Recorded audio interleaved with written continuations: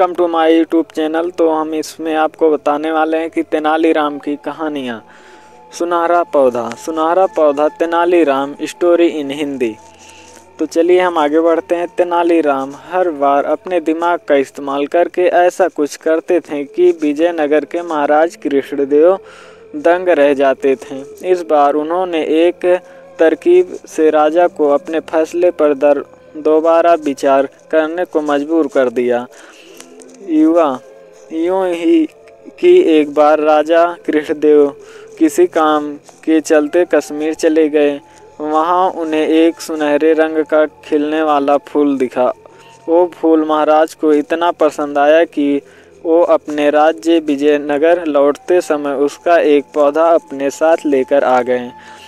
महल पहुंचते ही उन्होंने माली को बुलाया। माली के आते ही महाराज ने उससे कहा, देखो इस पौधे को हमारे बगीचे में ऐसी जगह लगाना कि मैं इसे अपने कमरे से रोज देख सकूं। इसमें सुनहरे रंग के फूल खिलेंगे जो मुझे काफ़ी पसंद है।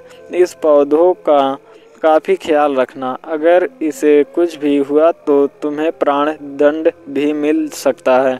माली ने सिर हिलाते हुए राजा से पौधा लिया और उनके कमरे से दिखने वाली जगह में उसे लगा दिया। दिन रात माली उस फूल का खूब ख्याल रखता था। दिन जैसे ही बीतते गए उसे सुनहरे फूल खिलने लगे। रोज राजा उठते ही सबसे पहले उसे देखते और फिर दरबार जाते थे। अगर किसी दिन राजा को महल से बाहर जाना पड़ता था तो उस फूल को ना देख पाने के कारण उनका मन दुखी हो जाता था। एक दिन जब राजा सुबह फूल को देखने के लिए अपनी खिड़की पर आए तो उन्हें वो फूल दिखा ही नहीं। तभी उन्होंने माली को बुलवाया। महाराज ने माली से पूछा, वो पौधा कहाँ गया? मुझे उसके फूल क्यों नहीं दिख रहे हैं? जवाब में माली ने कहा, साहब उसे कल शाम को मेरी बकरी खा गई। इस बात को सुनते ही उनका गुस्सा 7वें आसमान पर पहुंच गया। उन्होंने सीधे राजमाली को 2 दिन बाद मौत की सज़ा सुनाने का आदेश दे दिया। तभी वहाँ सैनिक आए और उसे जेल में डाल दिया। माली की पत्नी को जैसे ही इस बारे में पता चला वो दरबार में राजा से फरियाद करने पहुंची। गुस्से में महाराज ने उसकी एक बात ना सुनी। रोते रोते वो दरबार में जाने लगी। तभी एक व्यक्ति ने उनसे तेनालीराम से मिलने की सलाह दी। रोते हुए माली की पत्नी ने तेनालीराम को अपने पति को मिली मौत की सज़ा और उस सुनहरे फूल के बारे में बताया। उसकी सारी बात सुनकर तेनालीराम ने उसे समझाया बुझाकर घर भेज दिया।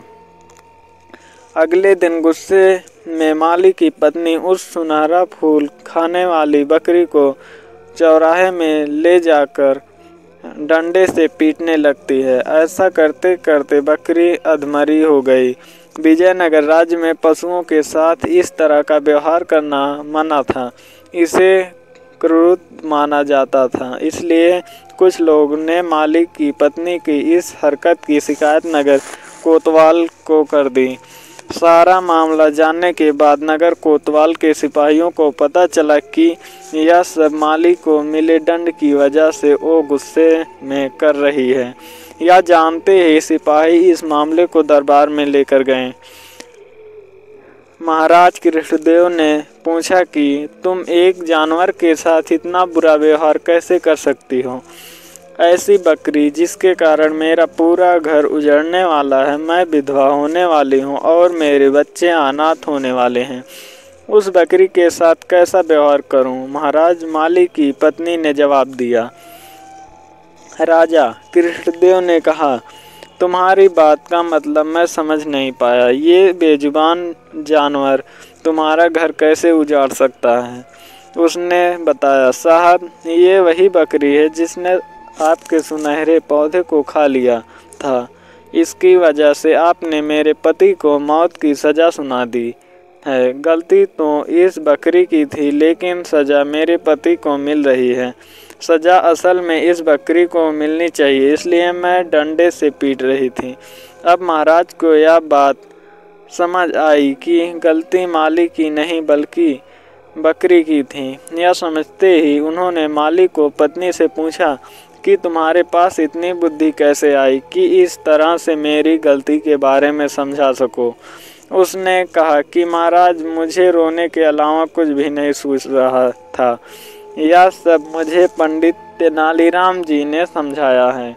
एक बार फिर राजा कृष्णदेव को तेनालीराम पर गर्व महसूस हुआ और उन्होंने कहा कि तेनालीराम, तुमने मुझे एक बार फिर बड़ी गलती करने से रोक दिया। यह कहते ही महाराज ने माली का मृत्यु दंड का फैसला वापस लेते हुए उसे जेल से रिहा करने का आदेश दिया। साथ ही तेनालीराम को उनकी बुद्धि के लिए 50,000 स्वर्ण मुद्राएं उपहार के रूप में दी।